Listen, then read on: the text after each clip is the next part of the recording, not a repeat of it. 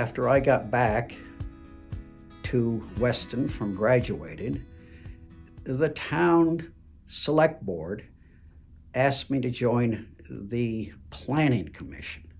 I mean, when they ask, you pretty much do. And so I went on to the planning commission. It was time to update the town plan and the zoning.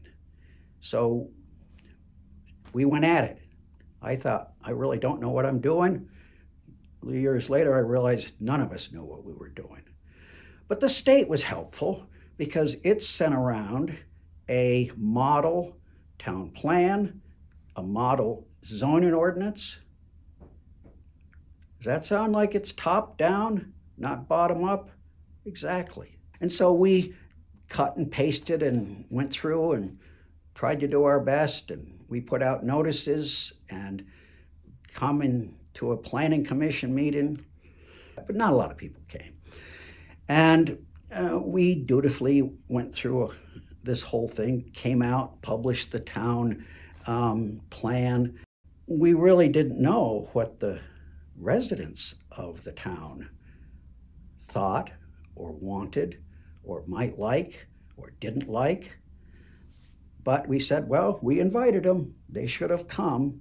So after we finished the town plan and the zoning ordinance, comes into town a fellow with an idea. He wanted to build up on the side of Mount Holly Mountain this educational center. He came in talking about how kids could come and they'd have animals.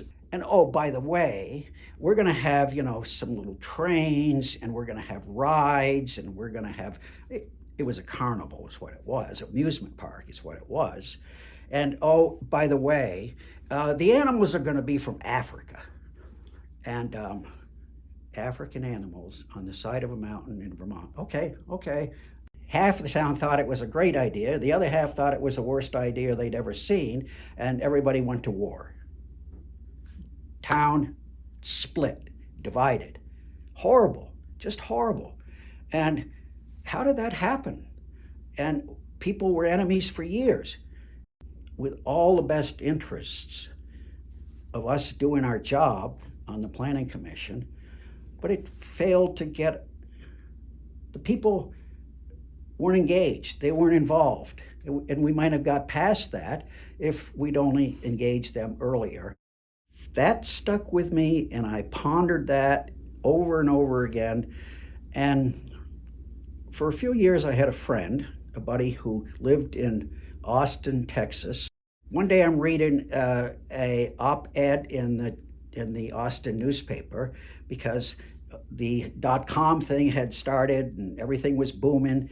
And as all this growth was going on, everything was changing. And this lady wrote this op-ed saying,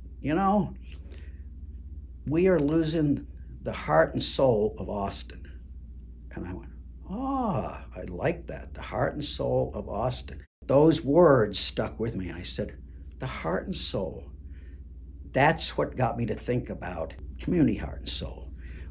And every town has a heart and soul, but it doesn't necessarily know it. We don't sit around thinking about it, but maybe we could, maybe we should. So thus, community heart and soul, where it starts bottom up, not top down. Our phrase is, we're not inviting you to our table, we're bringing our table to you. And that's the secret, going out into the neighborhoods, out on the outer edges of town, go find the people where they are. And we have a program that helps everybody understand who the people are, who lives there. We all think we know in small towns, but we don't necessarily. So that was the genesis of Community Heart and Soul. And of course, the main hope is that Community Heart and Soul will continue to spread across America.